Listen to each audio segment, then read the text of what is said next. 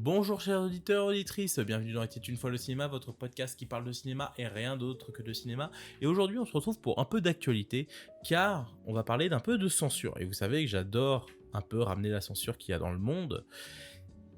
Et du coup, il y a fortement un film dont j'ai une profonde sympathie. Je ne l'ai pas vu.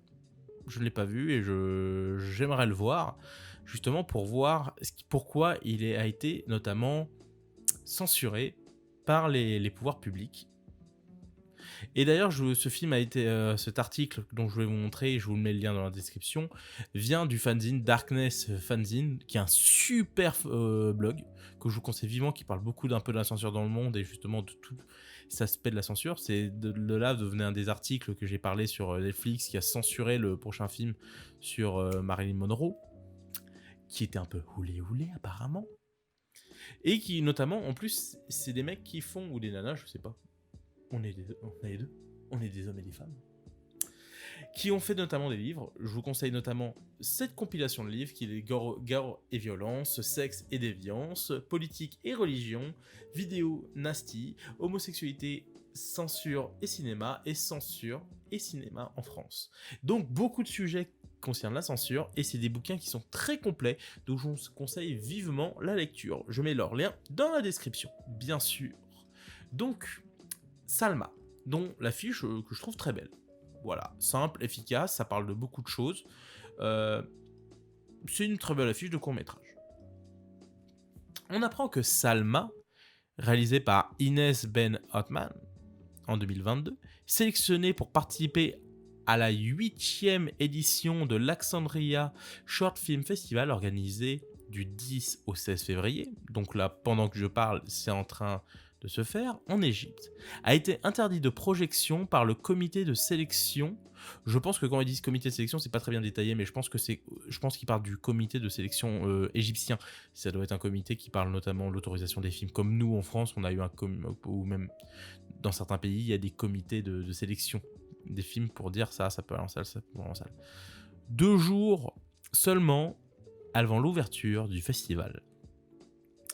Entité distingue la direction du festival qui rejette une décision prise assez tardivement. Bah oui, tu m'étonnes, à 2 jours du festival, alors que toute l'organisation est prête, les bénévoles sont prêts, tout se fait.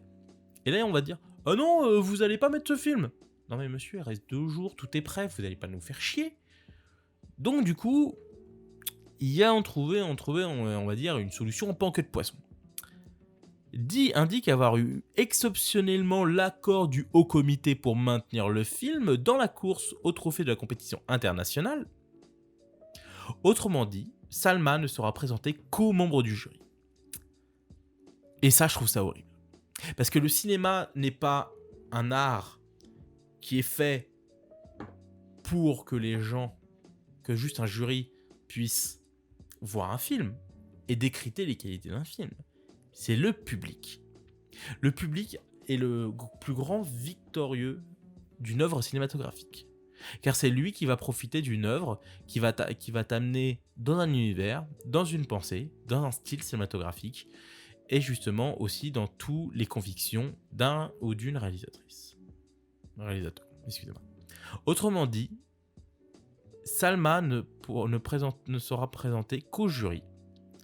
Une situation assez bancale qui toutefois, selon la réalisatrice tunisienne, assure que le film va concourir assez normalement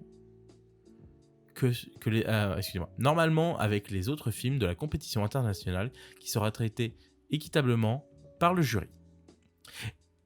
Elle reste quand même positive de dire bon bah voilà, ça me fait chier, mais bon, je pense que ça devait la faire chier.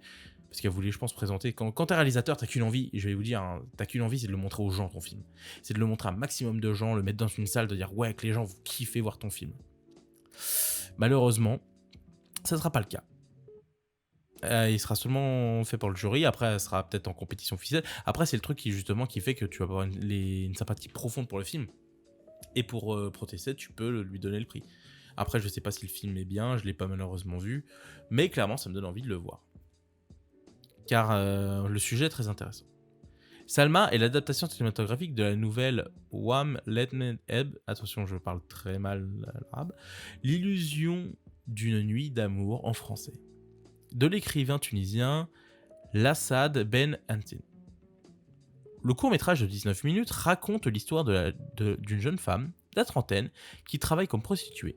Inès Ben Othman adopte une approche cinématographique audacieuse en faveur des plus démunis, et tout en mettant les tabous de la société. Car, comme vous savez, notamment que ce soit dans certains pays du Maghreb, du Moyen-Orient, où la religion est très forte, je ne dis pas une religion en particulier, mais quand tu as une religion, t'as presque des pays où la religion est d'État, forcément, tu as beaucoup de tabous qui peuvent être dans les sociétés.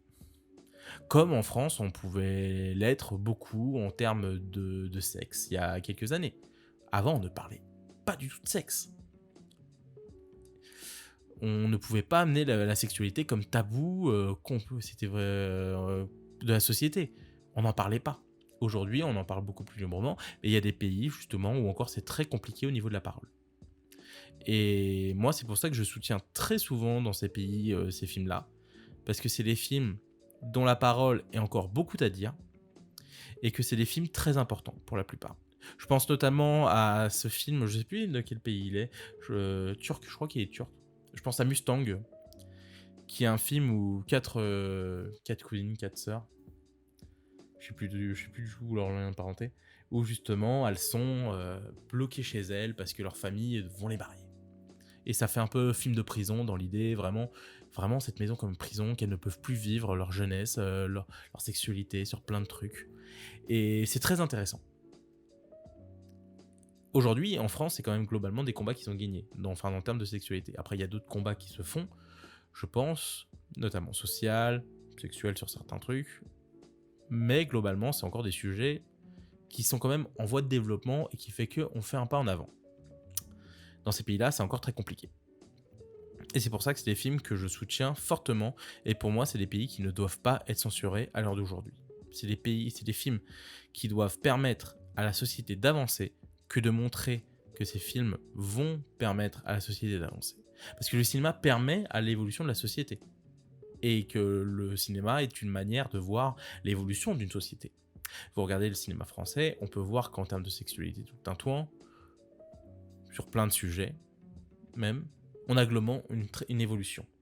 Et c'est très intéressant. Notons pour la petite histoire que le comité de sélection des films en compétition officielle avait émis un avis favorable, saluant même la qualité artistique et la force scénaristique de cette fiction qui a tracé les contours des personnages à travers de belles images. Alors si en plus cinématographiquement c'est beau, c'est vraiment une grosse perte. Et je trouve ça vraiment dommage. Car le cinéma mérite, que ce soit dans les longs métrages, dans les courts métrages, de trouver leur public. Voilà, c'était une actualité très courte. J'adore faire des petits concepts comme ça, un petit peu d'actualité. Donc, n'hésitez pas à vous abonner à la chaîne. On en parle dans les débats, dans les commentaires, tout le temps entre adultes responsables. Pas de foutage de gueule on se fout pas sur la gueule des gens. Que de l'amour. Je vous dis donc à la prochaine. Portez-vous bien. Tchuss!